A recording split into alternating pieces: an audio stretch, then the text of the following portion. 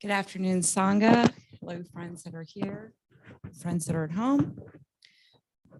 Here's some announcements. Upcoming retreats and in-person Sangha gatherings are as follows. Venerable Panawati will hold a retreat for her Dharmacharya students, graduate facilitators, and enrollees of Correct Cultivation Learning from Buddha Academy from June 8th through June 13th. There's a water fasting retreat with Dr. Maureen Hall, which is limited to 10 participants from June 13th through June 23rd. 5 mindfulness training will be held monthly, the first Sunday of each month at 10 a.m. in the Bodhi Hall or via Zoom. The 5 mindfulness trainings are based on the precepts developed during the time of the Buddha to be the foundation of practice for the entire lay practice community. Practicing the mindfulness trainings, therefore, helps us to be more calm and concentrated and brings more insight and enlightenment.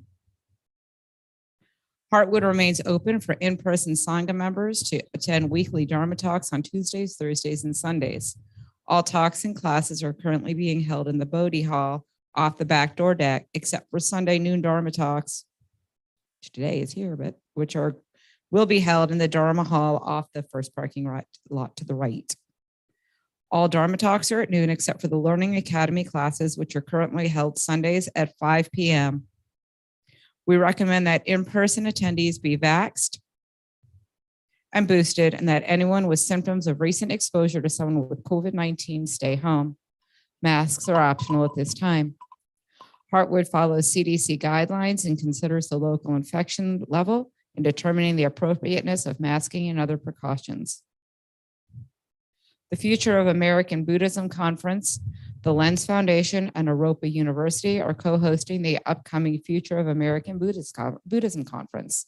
The live in-person conference will be June 2nd through 5th in Garrison, New York, and will include a talk by our very own Venerable Panawati.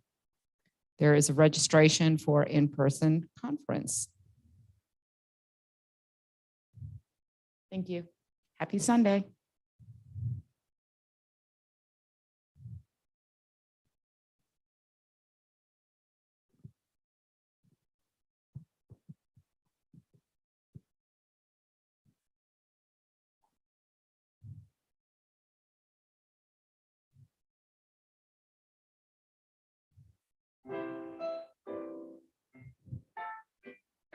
Just ask the waves.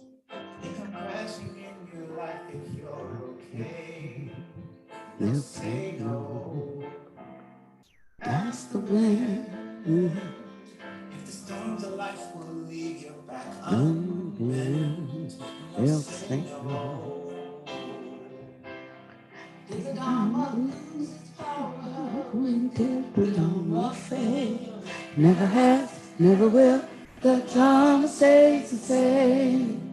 Did the Dharma lose its power? Did it change? Never has, never will. The Dharma stays the same. Yeah. Just ask the word. You bring your desperation to bear. They'll say no. Ask the grave. You're strong enough to break free from its chain. It'll say no. Did the Dharma lose its power? Never has, never will. The Dharma stays the same. Did the Dharma lose its power? Did it change? Never will. The Dharma stays the same. Not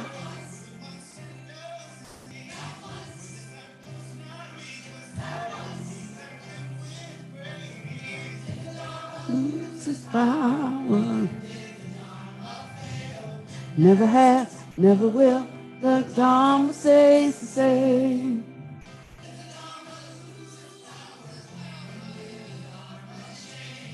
Never has, never will. The Dharma stays the same.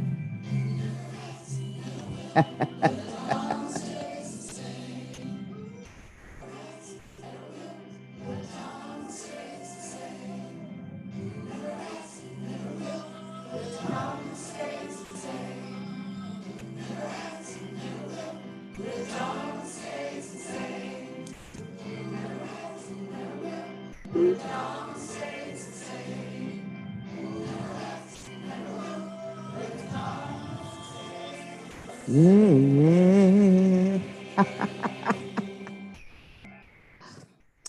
So that's one of our Dharma songs.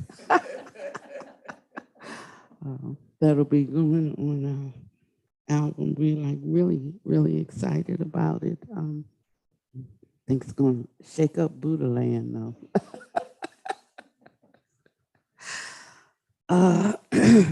Good morning. Today, I want to talk about two different topics, but then I'm going to try to roll them together for you so that you understand how to piece together what you need on your personal journey. I'm speaking today, but I'm speaking to those who are here today. If there was somebody else here, I might speak in a little different way that shifts what I'm saying so that they could understand it, or they could use it, or they could consider it. But because they're not here, I don't have to do that, right? And so whenever we're reading the suttas, we have to understand that the Buddha was speaking to those who were present, not to those who weren't present. And so every talk was crafted around the mentality of the people who were there. And even though there might be 10 different people with 10 different minds, his great skill was that he could break it down in a way that it actually could be heard and understood by each one of the 10 there. And it's one reason why there is a lot of repetition. But with the repetition, we don't always get the inflection. With the repetition, we just see the same words over and over and over. But I know that he was speaking in a way that each one could freely pick up what he was saying and be able to use it. And so if there were two people and he says you can't and you can't go there, and that person can understand that and they can receive you can't go there, and the other person can say and you can't go there, and just the change in inflection is a warning to one, and maybe a confirmation to another. You see what I mean? So that's what we have to keep in mind. And how something lands on you can be in a disruptive or an unuseful way if you're not considering who he was talking to, why he was speaking of this particular issue, or whether he was encouraging, whether he was correcting, all of this has to go into it. And so when we start making the Dharma that we read of a private interpretation, then we stand to lose the efficacy of it, or the actual intention of it, of the meaning of it. And so I'm encouraging you that when you're reading the Dharma, the first go-to is not how does this impact me? It is who was he talking to? What was he talking about? What was the circumstance around that talk?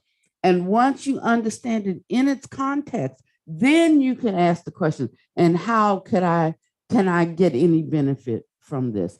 On some of them you can't, because it really doesn't have anything to do with what your issue is, but for others you can. And so this is the skill that comes in learning the Dharma, not just taking a book and reading it and they said it and I believe it and that settles it. And then you miss out on what there actually is for you to inherit, because that's our usual tendency to defer to the academics for our learning. And that's why the Buddha says you have to be your own teacher. And it doesn't mean that you don't need a teacher, but it means that in the final analysis, you're going to have to figure out how this applies to you, if it applies to you, when it applies to you, under what circumstances it applies to you. And that's how our growth and our development occur. And when we don't have the capacity or the graciousness to give ourselves that, then we also cannot offer it to other people. And we become fixed and stayed in our own interpretations of things, and demanding of others to accept it in that way, and all of it just goes to pot. And so after 2,500 years, you could say that a lot of it has gone to pot. And that's why we are in what the Buddha called would become the Dharma ending age. So when the counterfeit has come into the world, then the true Dharma will leave. And so in the beginning, many people were receiving and benefiting from the Dharma. But as time went on, and there were more, well, I think it means this. And like our group is in charge, so we say it means that, the one who wins the war writes the history, right? Okay. And so a lot has been lost of the original teachings. And depending on which camp you're in, particularly if you're of the academic camp, because you have no direct experience, so you're like, you got don't know mine, then you like go for, for the, I was talking to someone who I love very much, and we were having a discussion about meditation. And I have a great, great, great respect on his capacity to explain the suttas around subject matter. But when it comes to meditation, I hold his explanation of it in a different way, because that that it takes a direct experience to understand what that is. And this particular person that I admire so much has a kind of malady that prevents him from being able to do deep meditation. So he's a great scholar. But in terms of meditation, when you're telling me about what that is, you don't know. And so that's what I mean. Someone can be good at one thing, but maybe not at another. And if you apply it across the board, you're going to suffer some loss. And I just throw that out there because I'm trying to encourage us to relax some of, let go of hindrance of knowledge. That's what I'm trying to say. We can know something, but if we haven't known it all, we need to be open to knowing something that might challenge something that we already know and that we hold as true. That's what learning is all about. And so the Buddha said, whenever they would ask him, what's this you teaching? What's this all about? He said, Hipasiko, come see for yourself. Come see for yourself. Now, to come see doesn't just mean to come and observe. Come see means come listen to what it is and then try to put it into practice and see the results of your practice. But if we toss things out offhand because that's not the way they did it where I come from, that's not, how I was introduced, that's not what the scholars say, that's not, then we may not really know. And what a pity to lose the magnificence that awaits us if we can let go of hindrance of knowledge and just listen and try to put into practice, what he said. So today I want to talk about a couple of things, like what keeps us from being able to do that, and what the reward is for those who can. The body has an autonomic nervous system, and it's like a surveillance system that constantly seeks the safety of the organism, and it also remains alert for danger. So the safety of the organism part comes from memory, like you tell a baby, don't touch fire, fire is hot. Well, it looks beautiful to them. It's got colors and it's moving. They don't know what hot is until they touch it. Then Now they know hot. And now there's a check. There's a notation made. The system's got its first read. Like that's hot. So sometimes when they see something that looks like that, that will trigger for them hot, hurt, burn. Now, the other way that it works is they may not see it, but as they approach it, they have the recording of the heat sensation. So heat will trigger hot, pain, and they will recall from it. Okay. So it's a good thing we have one. I mean, there are people who have like what we call a disease because they don't have that, you know, and so they can burn themselves again and again and again. And there's nothing that registers. Don't touch that. That's hot. Okay. So when our nervous system reacts, you know, because it has received this cue of danger, that reaction is the role of the sympathetic nervous system. And we don't relax until we receive a bodily cue that the danger has been removed, taken away. And that's called the parasympathetic. So you have the sympathetic that warns you based on memory that there is danger. And then you have the parasympathetic that lets you know that threat has been removed. You know, that's how magnificently we are made. You know, and we have that. You know, insects have it, animals have it, humans have it. You know, that's part of our evolutionary process. But here's the thing: it does not judge good or bad. It just makes a, you know, it's a detecting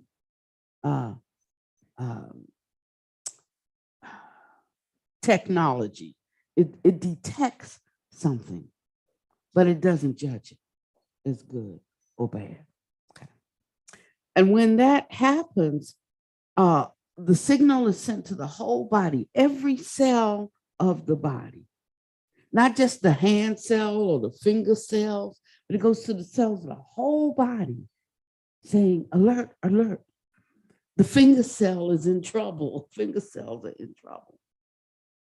And it gives us three choices that, you know, we can confront something, like that's a fight. No, we have the flight, so we can leave the situation, we can run away from it or recoil from it, or we can freeze. We can wait for more information, but don't step forward, don't step back. So when one feels, say, the presence of some unseen sentient being, you know, like say a ghost, and you can feel the presence, but the eyes can't pick it up, you know, because it's made of a fine material, different composition, a phenomena. But you can feel it. You might like get a chill of the presence, get something, you stop in your track. Because you recognize something's there, but you don't know what, you don't know where. I used to be a real estate agent, and I loved going into the houses like by myself and looking at things. And I'd sometimes be out showing all day, and all evening I'd go out and I'd go into these empty houses. You know, I remember one day I opened the door. This house was supposed to be vacant. I opened the door.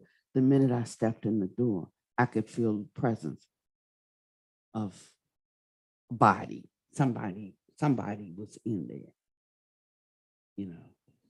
And so I said, hello, and stepped back out the door. Because so I wasn't going in any further. In about 30 seconds, a light came on and somebody came to the door. And I asked who he was. And he said, oh, I'm the brother. Well, my sister is selling the house, and I was passing through town, and she told me I could come here and stay the night. But you see, but that radar went off for me. If you're sensitive enough, you can detect this, you know. So I said it's okay, but she should have called to let, you know, the office know that there was someone in the house. I'm going to say, go ahead, have a good night. But I'm just saying that's how one can feel something. Of course, if you touch something hot, you have memory that that's hot. Also, if you encounter a person who is threatening to you or who looks at you in a certain way, then you register, and it brings some fear for you. Then whenever you see anybody with that same expression, it brings fear for you. Or whenever you see anybody who looks at you frowning with disapproval, when you see that in another person, it brings that sense of shame or disapproval upon you. But remember, you have to remember that this is the sympathetic and parasympathetic system in operation due to evolution that's there for our benefit. That's our ground of being. You know, it's there for our benefit, but it does not have the capacity to judge this particular situation. And that's where we get messed up as adults, because we have all of these triggers inside from the time we were a baby up till now. And also we have triggers that come from past life conditioning, the rebirth linking consciousness that came together with the sperm and the egg to produce this appearance, this particular appearance, where you are of this name, born of this into this family. And so that's where the Dharma comes in for us, if we can understand it. How to take us beyond just that reaction. This noticing without judgment is called neuroception. And it's defined as detection without awareness. So you see, although it does a good thing for us, actually, it's not an awareness. It's a trigger based on a past experience, which means it could have absolutely nothing to do with what's happening in this moment. So we're like walking around, we're like walking dodos, you know, responding to, it's like the fire alarm that went off the other night. Once you get up and you investigate and you see there's no fire, you know, but just reacting. And sometimes that happens by the third time you realize the battery needs to be changed, you know? And so this is how we move through life. That's how I move through life. That's how you move through life. All of us moving through life together like this. Then how could we expect to not have the kind of conflict in life with each other that we have? It'd be impossible to not have it. So Buddhist practice offers a fourth solution. This is very practical. This is for the practical minded people. You know, I'm not that practical minded. I like to zoom in the heavens. But for those, I'm like the phoenix. But for the chickens, this is where our Buddhist practice comes in. It's a beginning stage. Understand that. We don't build a tent and stay here. This is the beginning stage. The fourth solution is mindful awareness that can be developed. And it gives us the ability to be with a situation using cultivated intellect and intent as immediate and present input without being overrun by memory response, so that I can act as I want to in this situation. But it takes disciplined training. And whatever one thinks and ponders upon, that becomes the inclination of their mind. Sometimes there are things that we don't want to do, sometimes things that we don't even particularly like, but they're useful to us.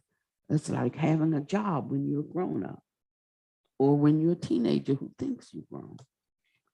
You know, we may not want to do it, but it's something that is needful because it will bring to us some of the joys and some of the pleasures and meet some of the necessities that we have. So it's no point in thinking about how much I hate working.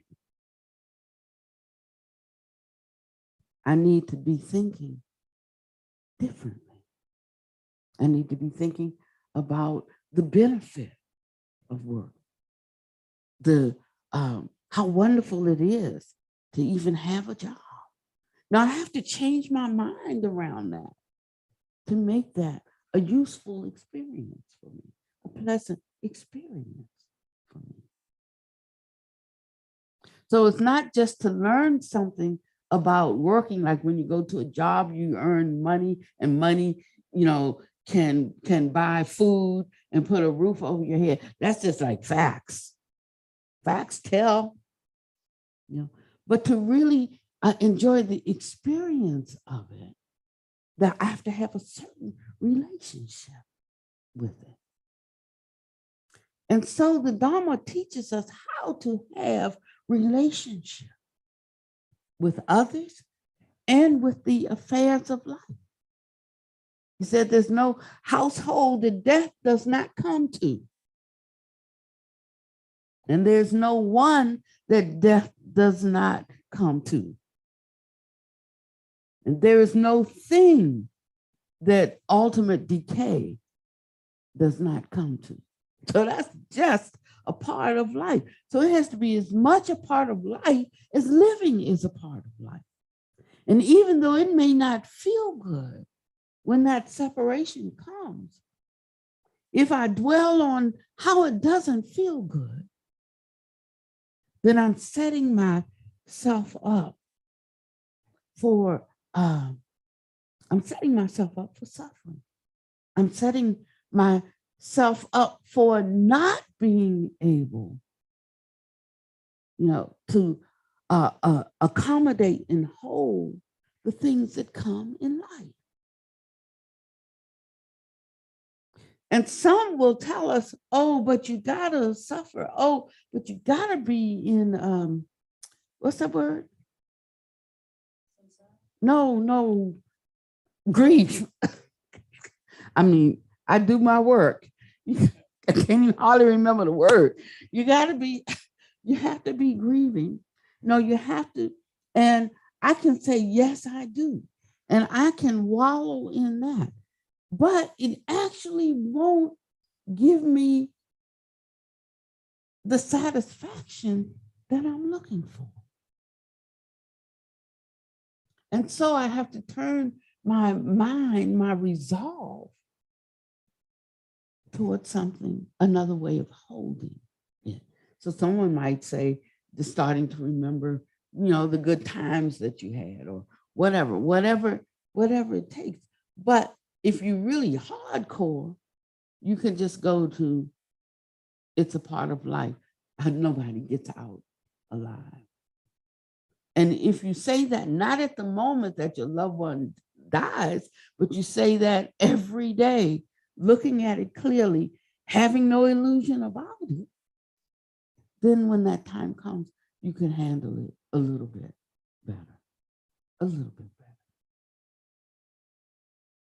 And it's not to say that it's not a sorrowful time, but it is to acknowledge that sorrow comes into everyone's life, that departing comes into that change comes into everyone's life. And so we prepare, not when we're in the middle of the ocean, but on a daily basis. And we can't just talk. We have to really think and ponder on it. When we're practicing the Mahamudra of liberation, the supreme and unsurpassable Mahamudra of liberation, that's part of what that does. It helps us because we're instructed to go into the feeling of it, because that's a part we don't want. We can intellectually say, yeah, I get that, but we don't want to feel it. We just know that it happens. But in that practice, we go into the feeling of it so that we become consciously aware of what it feels like until we overcome the feeling of it. And it doesn't mean we become devoid of feeling, but we become as used to it. We make it our friend, and then it's not so hard when the time comes because we have developed ourselves and we're able to hold even that. So in the suttas where the Buddha instructs the devas, and that's one of his epitaphs, Sata Devan Manusanam, which is teacher of gods and humans. Lets us know for those who are stuck in like a Theravada notion that here and there they mention gods, but not really, right?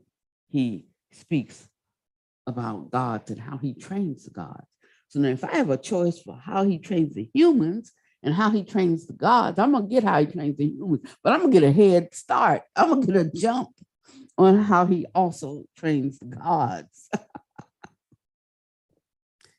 And so he began to talk or instruct the devas, and they had questions. So if they have questions, I want to hear their questions. I want to hear, what they're asking. And he talked about the bliss of the higher planes, and that the universal characteristics of all phenomena like impermanence, unsatisfactoriness, the lack of anything lasting, and not being able to control self, and all of those things, like those are present here for us to work on these planes. And once we have developed them to a certain extent, they catapult us on the falling way of this body into higher planes of existence. But there's some things in those planes that remain. And some of that is the craving for pleasure. That's why to land in heaven is good, but you're still going to have craving for sensual pleasure. And that's why he talks about there are other places to go than just landing in heaven. But going heaven is better than going to the lower planes. And the first plane of heaven, you have the asuras, and the asuras and which is what I'm working on. Either I came from a asura world, or I have the kind of mind that's going to one, because I have a lot of fight in me. It may my vice is watching kung fu movies, and I'm so taken by the skill and so forth, and I gave 15 years of my life to that kind of practice, and I just love it. It has to me a certain nobility, because along with that, they learned about discipline and virtue, and I needed discipline and virtue in my life, and this gave me that. But I can't carry that around always unless I want to end up in the asura world, of craving and fame and mastery in certain kinds of physical ways. I have to go beyond that. And so I did. I started going into the internal arts and started dealing with healing and so forth. That brought me to a space of going into compassion. So after a while, I left the healing because the body's going to die ultimately anyway. And there's somebody who needs to be their end game, but I could see something else. So I checked out of healing and went into compassion work. Now I've checked out of compassion work. And I'm going into something else, what I think is the highest and the best work for the past, I don't know, at least decade, is going into an exposition of the highest Dharma I can offer. And I gave the highest Dharma I could offer until I encountered a master who could help unlock the next staircase, and I could get an even higher Dharma. And now stepping into that. And that's my highest and best, to offer that Dharma. But you see, it came incrementally. And there was some advantage to being on this level and this level and this level and this level, because there were people here who needed to come to that level. There were people here who needed to come to that level. And there are people here who can come to this level. So we offer our highest and our best, not our go-to place, what we're good at, what we can rest in. And this is not without it's scary if one would be scared. It's not without, it's cautionary tales. It's not without a recognition that all you've worked for up until this point, you have to let go. That's a scary thought if one would tend to be scared. It's to say I'm entering into something and I don't have the whole ball of wax. I don't have, it could be scared to say, I don't know. But I am drawn in this way based on what I do know and based on what I have known. And I see this trajectory as a true trajectory. May not be for everybody, but one needs to know what's for oneself. And sometimes one doesn't know what's for oneself, and one have to have confidence in someone who knows them and say, go in that direction. And so this is how we have to move in life, or we'll remain afraid of anything other than what we'll have, and we'll end up only with what we have. Is that enough? And this doesn't go just in terms of spiritual practice like that. It goes in terms of everything that we confront in this life. We can live this life fearlessly, even stepping into the unknown, even challenging and questioning how we have thought in the past. And because I thought that way in the past, is that really beneficial to me now? What else could be for me? What other kind of way of living could be for me, that I could find enjoyment in, other than the way that I know, my habituated tendency, my spaces of comfort. We have to be willing to be uncomfortable and to stop resting in our privileges, the ones we already have. And we can find that every day in this life can bring us joy in ways we never thought it could. I look at the things like how I wanted a houseboat at one time, how I love to be on the river. And like now, I don't. I never thought I would not. But I wake up one day, not interested in it. How I want to travel the world, but now I don't. I never thought that day would come. My mother used to travel the world, and she said to me one time, I'm tired of that. I'm like, how could you be tired of traveling the world? I wanted to travel with you, but I didn't want to pay for it, and you didn't want to pay to take me, and I couldn't go. But I can't imagine you being tired of traveling the world. I thought I would never get tired of, feeding the hungry and clothing the poor and working with the indigent. But I am. Because my body is sending the signals that the time for those things it's passing. It's fading away. I'm like, but that's who I am. That's what I do. That's my go-to. And I have to open up for something else. And if we can, we don't know what awaits us. I never thought I would have this particular call that I have.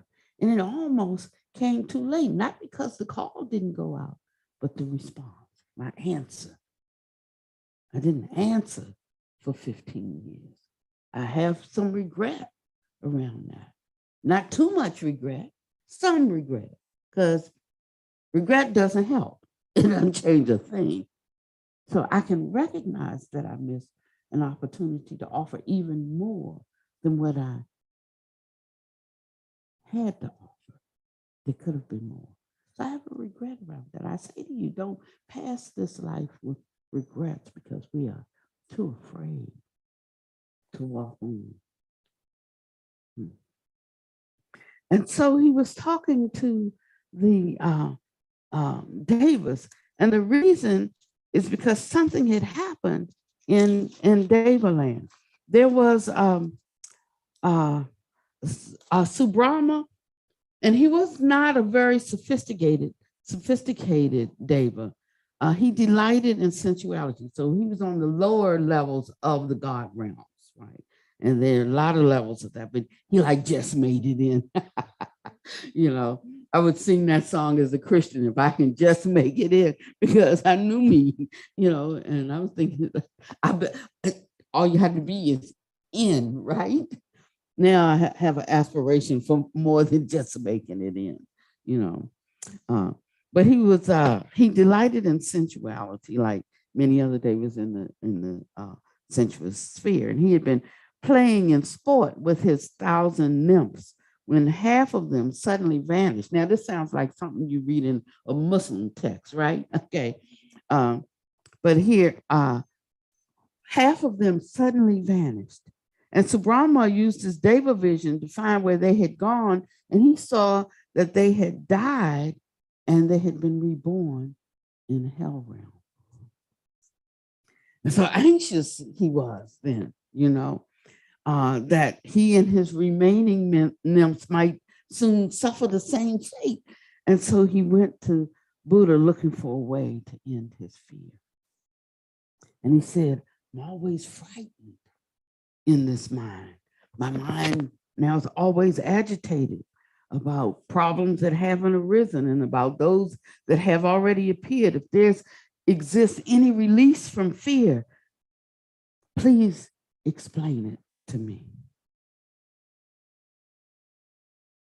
And then the Buddha said, not apart from enlightenment, not apart from sense restraint, not apart from relinquishing all of self, do I see any safety for any living beings, not just human beings, but also beings of the Deva realm. And he said, at that point, they pondered what he said, and they pondered it, and they all became stream enterers in the heavenly realm. He said a Deva came to visit him who was already trying to practice the Dharma, and he was concerned about how beings can eliminate their internal bondage. He said a tangle inside, you know, and the external bondage, a tangle outside. We are entangled in a tangle.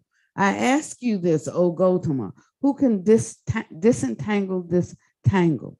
And he said that to untie these knots of misery, one must cultivate morality or virtue, mindfulness, concentration, and insight. And that's it. So if you wanted to take the quick path, there it is. Starts with cultivating our virtue. That means every minute throughout the day, reflecting on recognizing what we're thinking at this moment. And if we missed what we're thinking and the thought already came, then reflecting on that thought, you know. If it's a fear-based thought, is that useful? How does it serve me? What thought could I offer to counter that thought. Now, you have to do that for yourself. I can't do it for you. You can't do it for me. If I have a fear that comes in, I have to speak to that fear. So I'll either entertain it, I'll embellish it, I'll subdue it, and I'll conquer it. Now, I may not conquer it immediately, but every time it comes up, I have my counter for it. Every time it arises, I have my counter. And here's the thing, that even while we're offering that verbal counter, we're setting up a condition for the future, right? We're setting up a condition. And that's why our words have power and our thoughts have power, because it's an act, a conscious act that I am taking right now.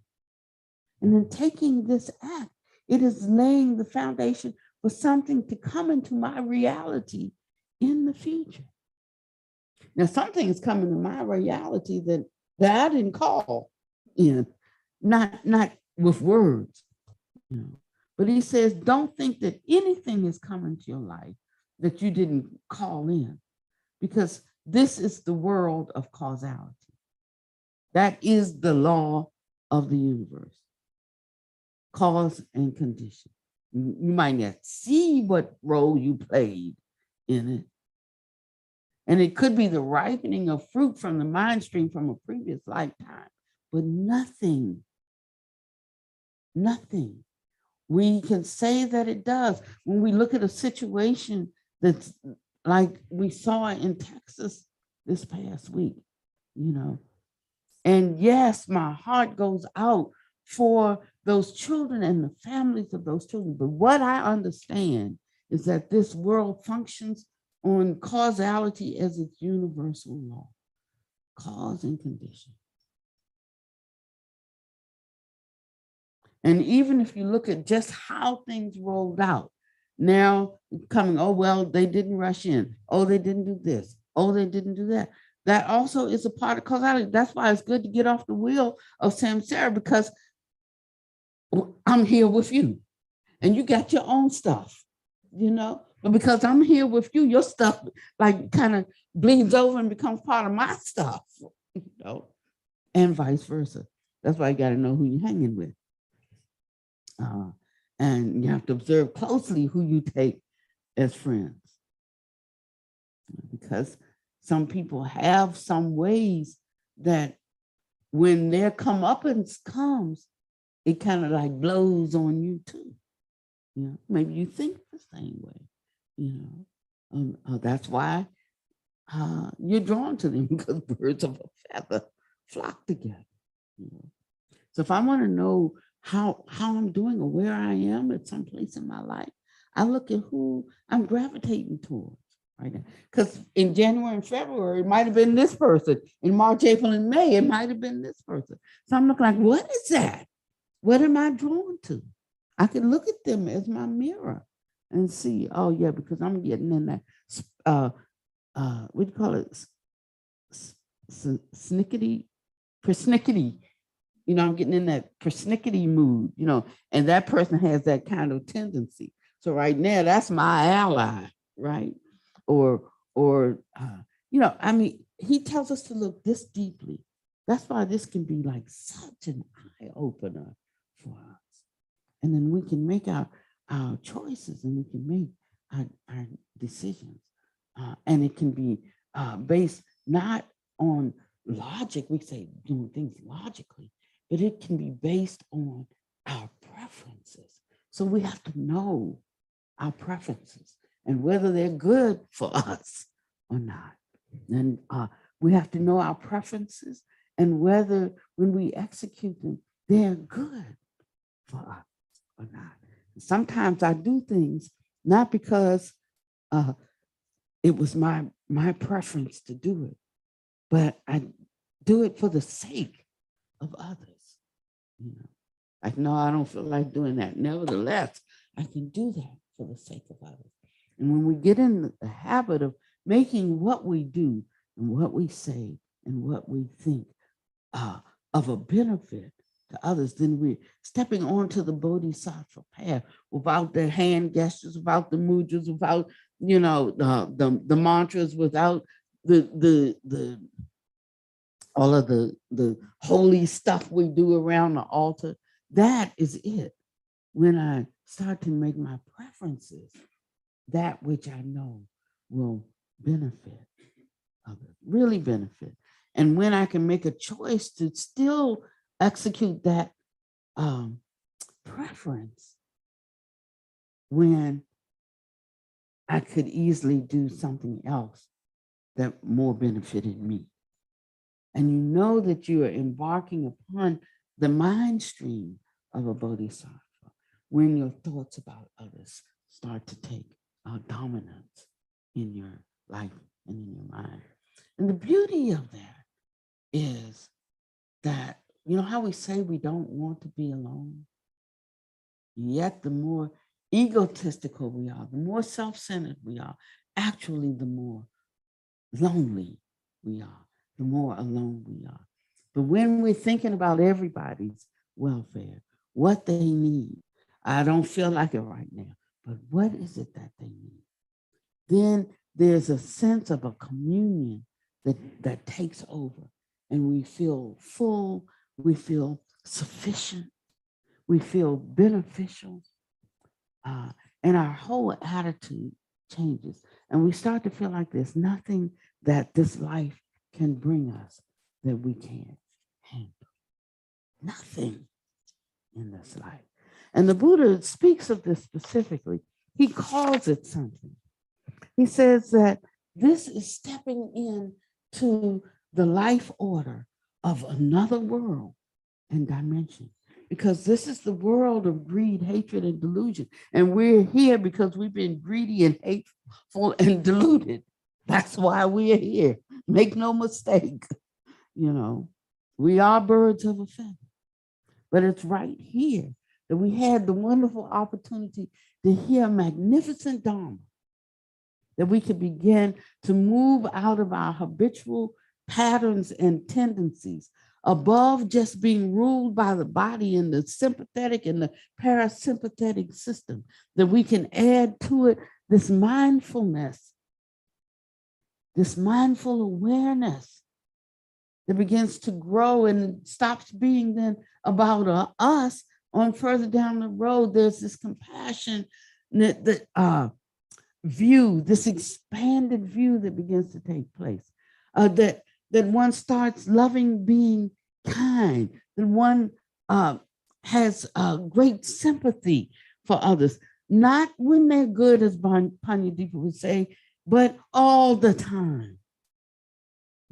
That one can see that they're caught in something, and knowing what it feels like to be caught in something, one can have a great sympathy and compassion for them. Then you can do without doing. Whatever you have to do, if you're not caught up in, I am doing this, it doesn't even take any effort from you. You just doing, because it passes your screen and needs to be done. There were things that I did, but I didn't do them because I had a heart's desire to do. They just walked across my screen, and I, oh my goodness, here, and I do this. So taking that kind of approach to life, we're not holding on to things. I tell you, you hold on to your badness, you will have another chance to work on it here, or in more woeful states.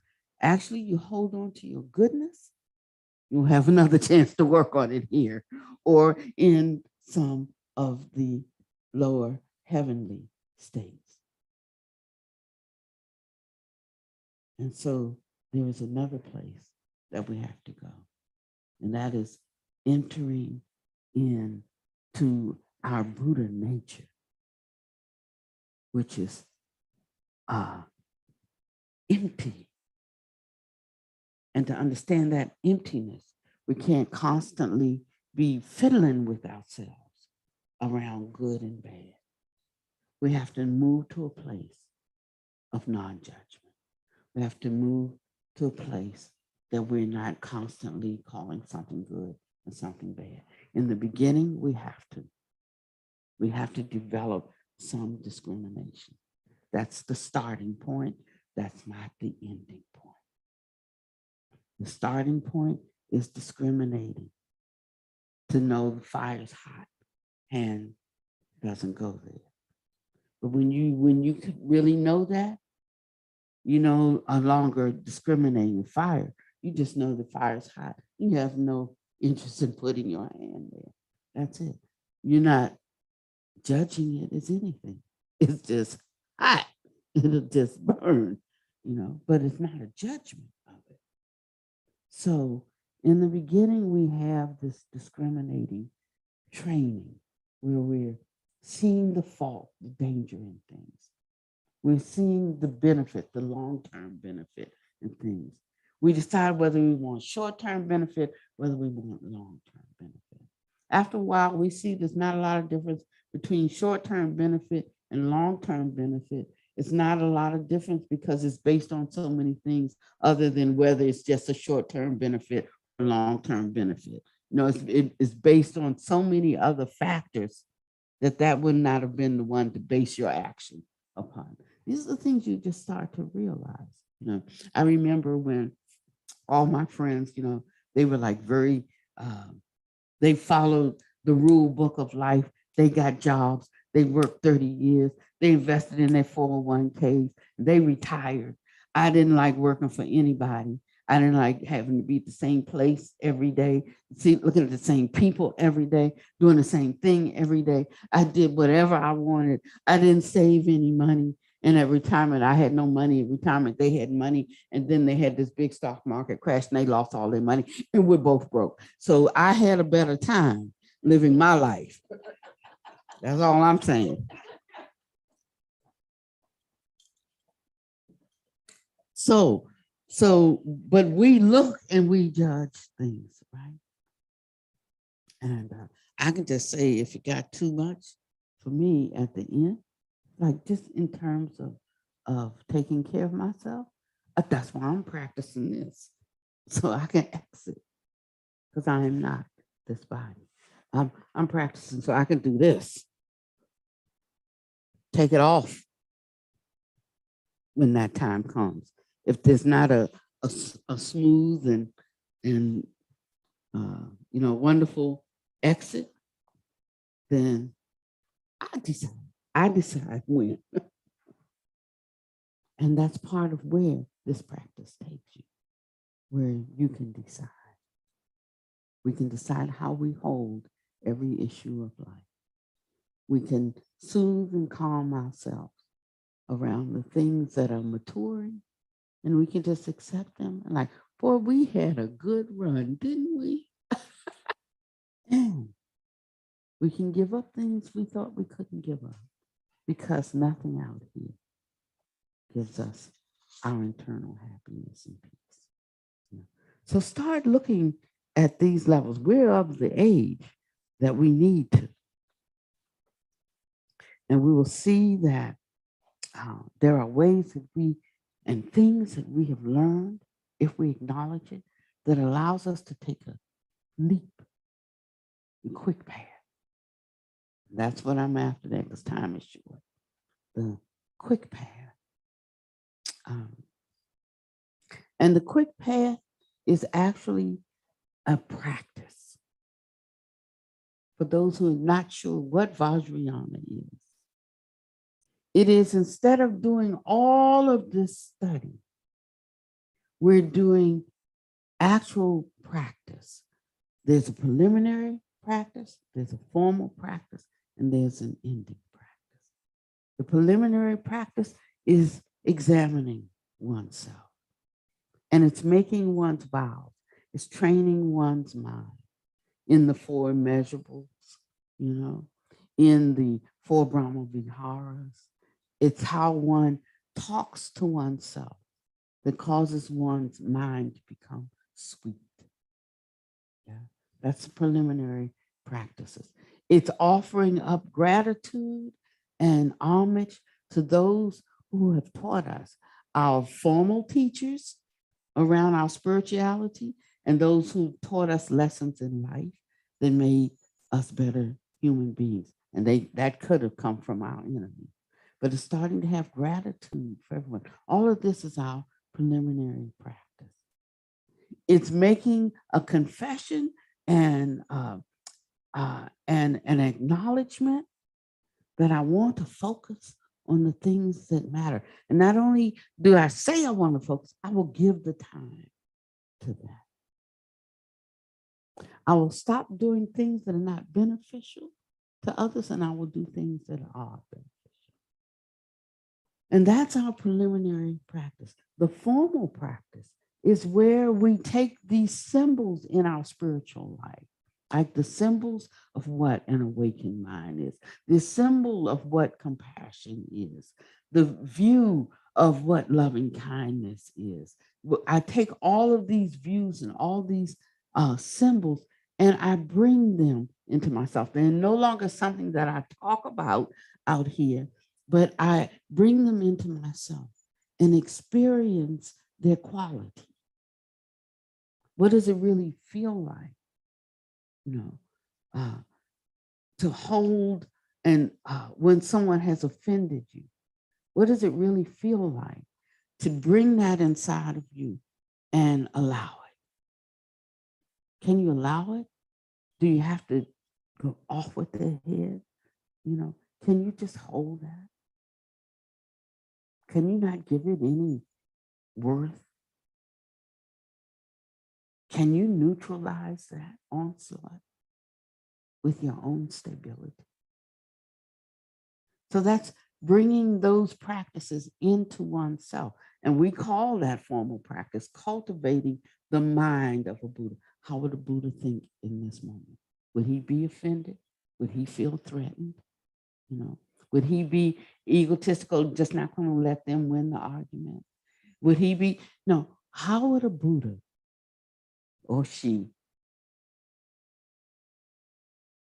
how would they hold this particular moment, this situation? And we practice that holding, so we can take the bodhisattva of compassion, or we could take the bodhisattva of wisdom, or we could take the so whatever you have an affinity for, you take that and you begin to bring it into your body. And there's a way that we help with visualization to be able to do it. Like you can think of it out there, bring it to yourself, and bring it into your winds and profs and channels. That means you got to know something about winds and profs and channels. And how life force exits the body. And so how you bring them through the channels and up into the central channel, into the drop in the heart. That's why when certain things happen, you feel it right here. When other things happen, you feel it right here. These are something happens, you feel it up here, because these are chakra points where the winds converge. And they converge in different places depending on what fear is arising in you, whether it's a survival fear, whether it's a heartbreak fear, whether it's a confusion fear, whatever it is. So we have to know something about those things. Buddha didn't teach us ABCs either, but we had to learn it to read. So he doesn't teach us everything.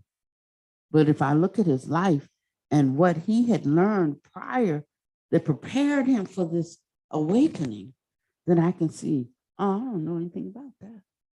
Maybe I should just check that out a little bit so that I can know something. I can't say, no, that's not in Buddhism, that I can learn something about the breath. I might not practice doing something with the breath when I'm doing mindfulness of breathing, because he's given us what to do with the breath, right? Mindfulness of breathing, he says breathe in and breathe out naturally.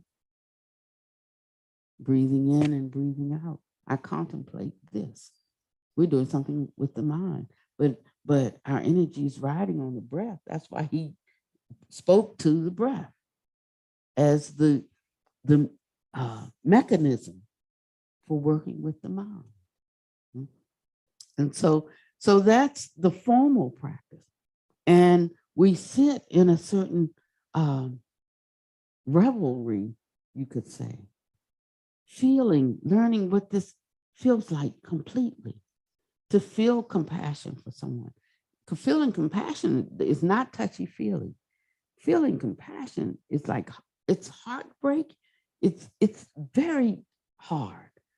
It's like if that was my child that died. It was like if that was me under the rubble, hoping for a rescue and don't have the voice to say, help, I'm here.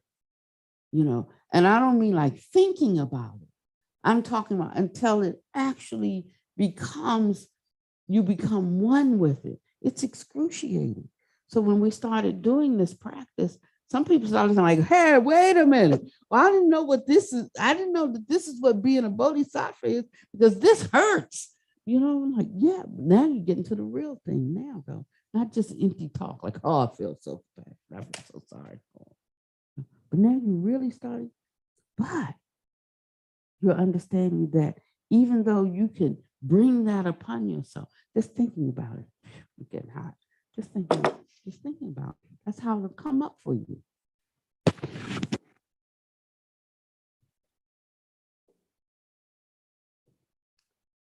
Just knowing that just thinking about it can bring it up. Then you're also learning to subdue it. And just thinking about it can pull the sting out and the pain. Isn't that a marvelous way that we could contribute to the suffering in the world? But if I fall down into the suffering with no power and no way out, feeling sorry for people, that just really is not helpful. But if I could soothe some of their suffering, you know, I knew when I was with Panyadeepa that I could soothe some of his suffering. The same way when he was living and I would be on fire in my mind because he had done something with that and some training with that and overcoming with that. He could put out my flames when I couldn't. And that's Dharma power. That was not a gift that he had. You know, we call those things gifts, but it wasn't gift. He cultivated it. And if fire was raging in me and I couldn't put it out, I could go to Panyadeepa. And by his own mastery, he could subdue. Don't you want to have capacities like that? And we don't all have the same strong points, you know, but we all have at least one.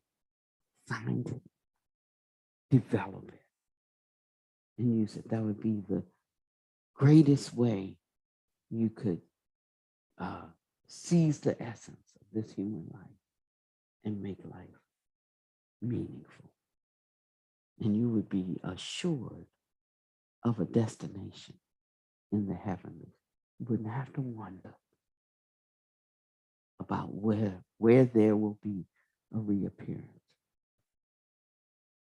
One could know it will be in the heavenly abodes. And then we can determine which abode.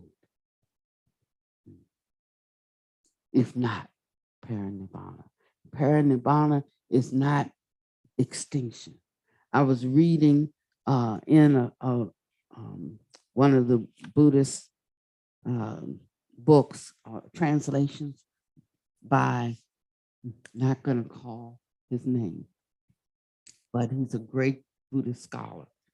And he translated the Arhants overcoming self as entering into extinction. And the Buddha absolutely said that he did not teach nihilism. So he did not teach extinction. It's a wrong translation and it's led people in the wrong direction. And if they follow it, they won't be able to enter in because it leads to a dead end. But the Buddha Dharma is the path that leads to a life order of another world and dimension that does not have as its ruling nature cause and effect. So getting off of the wheel of samsara is simply getting off the wheel of cause and effect. Being free of cause and effect. A world without end, without beginning. And one can step into any world they wish. And they'd only have one wish, and that's to help other sentient beings encounter this other world and dimension. So that's the Dharma that I was looking for. Our roadmap as the, what's that Sutta? And I'm finished. Not Lotus. Yeah, Lotus Sutta. The gateway to everywhere. Not the gateway to nowhere. The gateway to everywhere. I invite you to come take this journey. May you be well and happy and peaceful. May no harm come to you, no danger. May you always meet the inevitable difficulties of life.